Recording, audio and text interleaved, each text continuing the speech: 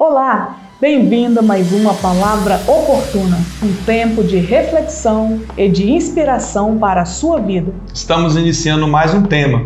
Fiquem conosco, pois nos próximos minutos estaremos refletindo sobre algo da Palavra de Deus para a nossa edificação. Te espero.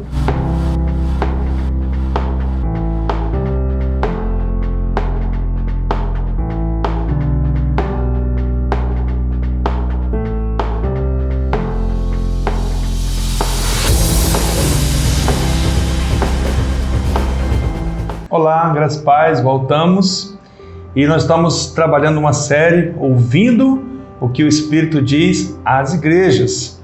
E o tema de hoje é permanecendo fiel à verdade. E o nosso texto, pastor? E o nosso texto é Apocalipse, capítulo 2. Vamos fazer a leitura então do 12 ao 17, graça e paz. Diz assim a palavra do Senhor.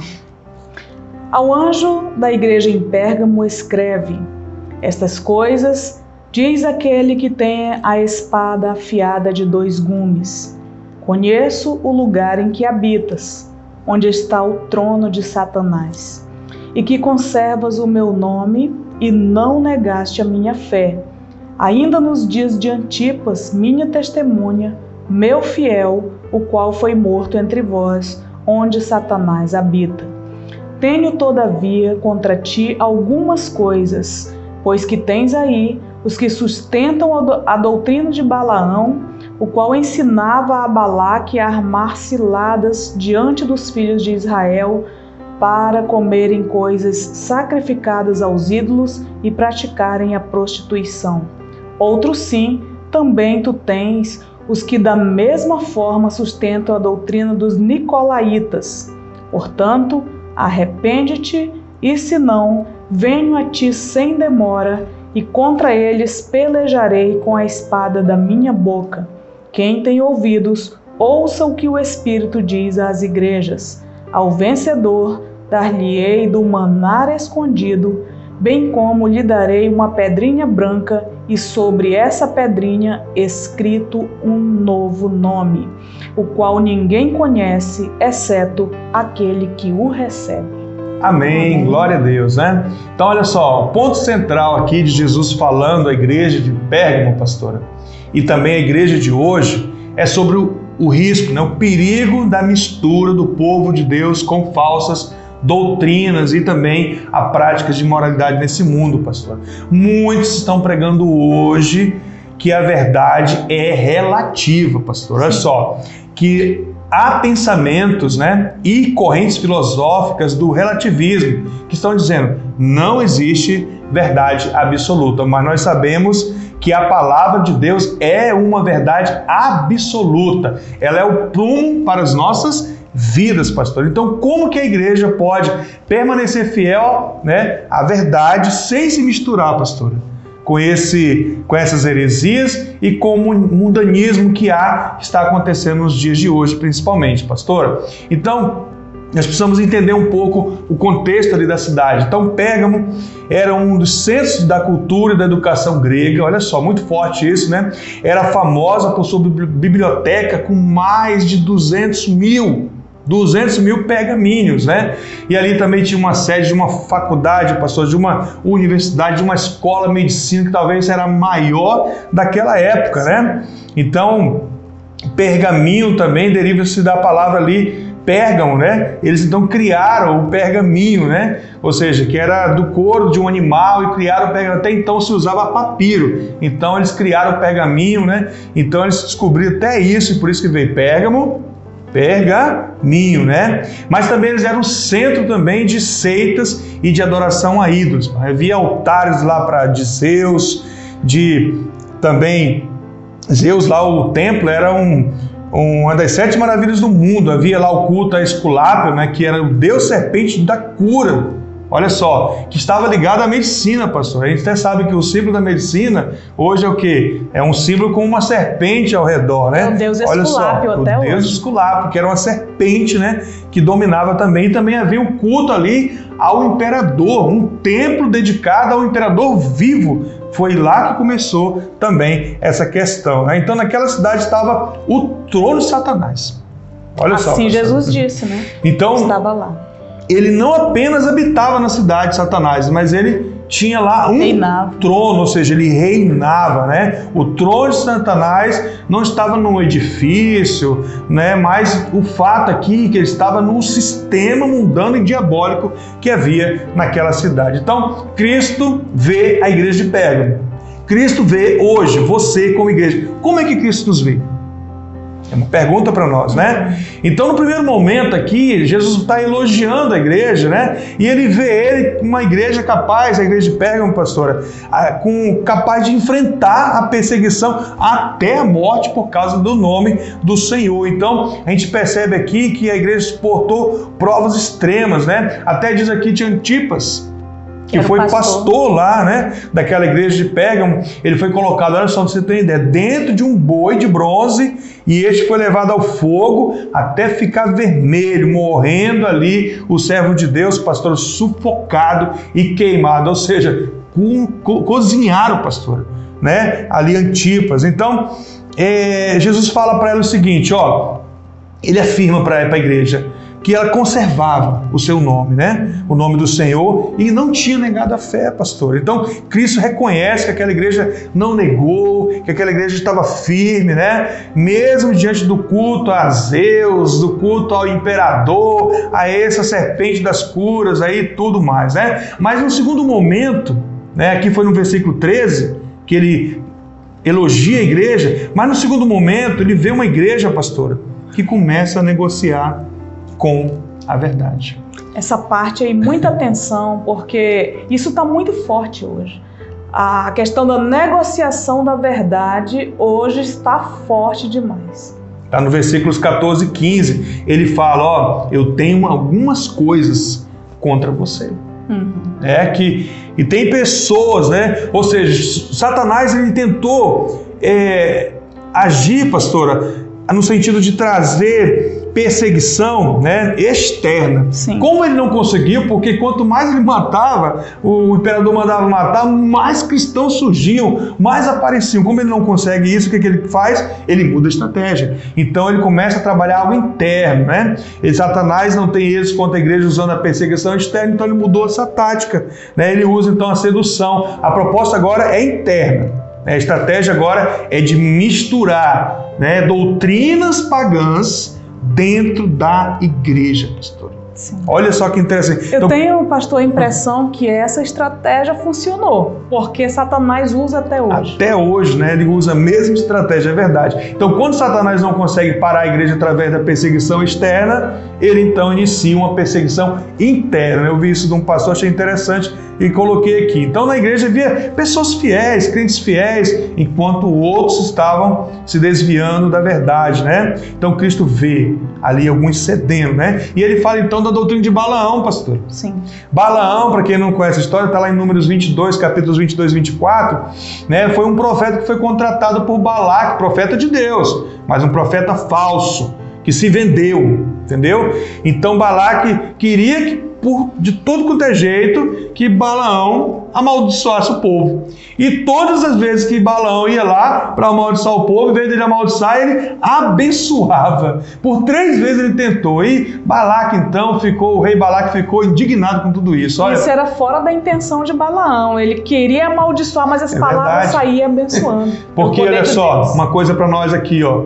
Quando Deus abençoa o seu povo, não há praga, não há maldição, não há macumba, não há nada que venha sobre a sua vida, porque você é abençoado e abençoada, aleluia. Então, Balaão queria o tempo todo amaldiçoar, mas ele só abençoava. Então, porque ele não conseguia, o que ele deu? Ele então sugere, só aconselhou Balaque a se misturar, pegar as donzelas, as mulheres mais bonitas e se misturar ali com os homens, com os soldados, né? E a lei de Deus dizia que para o povo não se misturar com outros povos, pois estariam se misturando também com os seus deuses.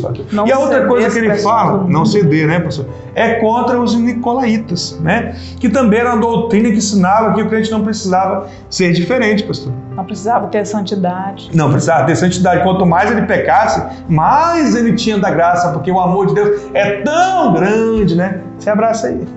Sinta o amor de Deus, né? E de fato, o amor de Deus é grande, mas eles pregavam que não precisava viver certinho, né? Vou dizer dessa forma, quanto mais se entregava aos apetites da carne, maior seria a oportunidade de perdão. Eles faziam apologia aos pecados, eles defendiam que os crentes poderiam ser iguais até aos pagãos e que deviam se conformar com o mundo. Olha que só, o corpo não ia ser salvo, só o espírito. Exatamente, eles pregavam isso. Podia fazer o que quisesse com o corpo. Mas Cristo odeia essa doutrina, essa obra dos nicolaítas, né? E a gente sabe que a graça de Deus não é isso, não é uma graça barata, né? Tito vai falar que a graça de Deus se manifestou salvadora, está lá em Tito, né? 2:11, salvadora a todos os homens, mas também vai nos dizer que ela nos ensina a andar em santidade, está no versículo 12, 11:12, confirme lá e você vai. Então Jesus revela aquela igreja, pastor, como uma espada que corta de dois gumes, que corta os dois lados. Está lá em Apocalipse, versículo 12, 2:12 e 2:16, ele fala também sobre a espada que sai da sua boca, né? Nós sabemos aqui que a espada, ela é juiz de Deus, pastor, mas em Hebreus também diz que essa espada é a palavra de Deus, né? Talvez Jesus está dizendo para aquela igreja o seguinte, vocês precisam conhecer a minha palavra.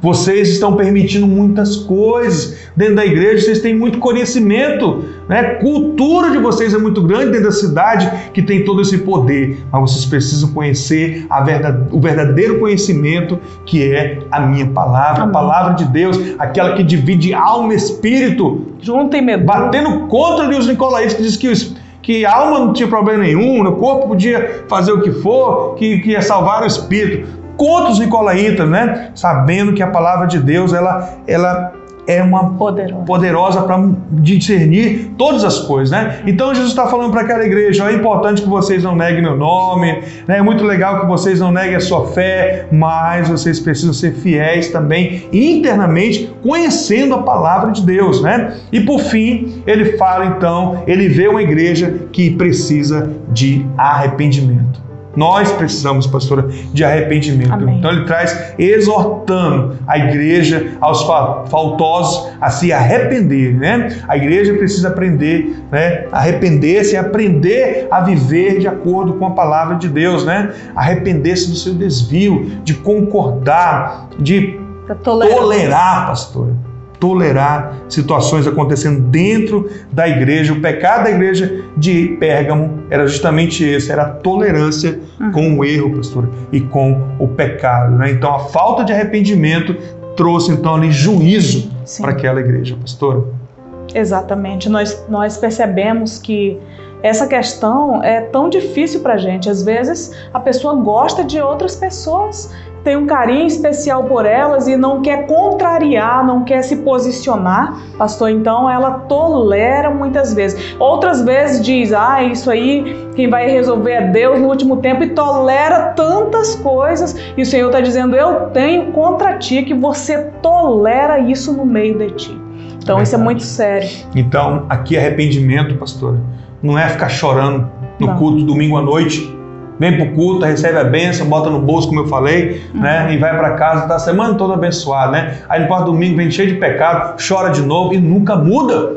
Arrependimento aqui é a palavra metanoia, que é mudança de mentalidade, é não se conformar com o sistema desse mundo. E para nós concluirmos, os vencedores, então, diz lá que comerão do maná escondido, né? Então, no deserto, Deus mandou o maná era o pão de Deus, era um alimento celestial, pastor. E nós vamos um dia para aquele que se permanece fiel ao vencedor, né? Então, aqui nós sabemos que Jesus é o pão vivo que desceu do céu. Então, nós precisamos nos alimentar todo dia. É o pão nosso de cada dia. Todos os dias. Então, todos os dias nós precisamos nos alimentar da palavra de Deus, todos os dias. Os vencedores também receberão uma pedrinha branca com um novo nome. Aqui simbolizando aqui, né, que a pedrinha branca é um símbolo, né, da nossa admissão no céu, pastor, né? Então Jesus tem um novo alimento para nós, que nós não comemos ainda, mas um dia vamos comer. Jesus tem um novo nome, né, para aquele que realmente vai ser fiel até a morte, que vai ser vencedor, ou seja, você terá uma nova identidade. Então, se arrependa, Deus está dando oportunidade, Ele está olhando e vendo e dando oportunidade de arrependimento. Jesus Cristo disse isso para nós, a cada um de nós hoje, para nos arrependermos. Amém, né? Deus. Ele está dizendo isso para mim e para você. Mude de mentalidade. Né? Você é filho de Deus, você é filha de Deus, você tem o amor de Deus, você tem a graça de Deus e você tem a comunhão de Deus sobre a tua vida. Amém, pastora? Amém. Vamos orar refletindo um pouquinho sobre um todo disso, né? Vemos aí uma cidade que buscava tanto conhecimento, ser reconhecida nesse mundo, ter a maior universidade, ter a maior biblioteca, mas pouco investimento no conhecimento da palavra de Deus. E isso é para nós refletirmos que Jesus estava vendo tudo isso, né? Vemos que o Senhor fala de uma igreja capaz, que tem fé para vencer até o fim, que tem fé para resistir até a morte. Ele cita que ele viu uma testemunha fiel, fala até o nome Antipas. Jesus está vendo tudo, né, pastor? E depois ele diz que uma igreja que começa a negociar a verdade. Então ele vê uma igreja que vai fraquejando, vai começando a negociar a verdade.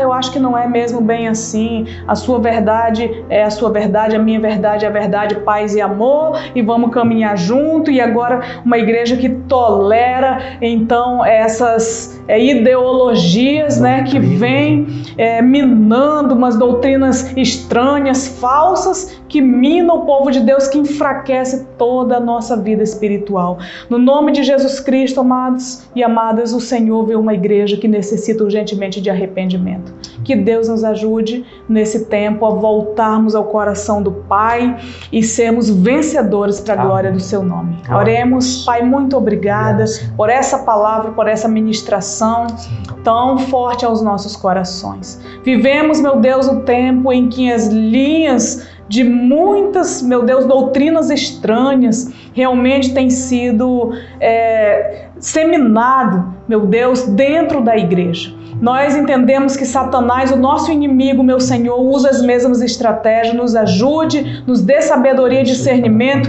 mas especialmente intrepidez, coragem, para nos posicionarmos, para não tolerarmos, para guardarmos, meu Deus, a Tua palavra, o que seja o nosso maior investimento no conhecimento da Tua verdade. E declaramos no nome de Jesus Cristo, a verdade do Senhor é absoluta. Aleluia. E será até a consumação de todas as coisas. Verdade, nos ajude pelo poder do Teu Espírito Santo. Oramos, pedimos a Tua bênção, pegamos esses exemplos da carta que o Senhor está escrevendo às igrejas e trazemos para os nossos corações para mantermos um alinhamento com o Senhor. Amém. No nome de Jesus, que vive e reina para sempre. Amém? Amém. E graças a Deus, o Senhor te abençoe e te guarde. E até a nossa próxima Palavra Oportuna.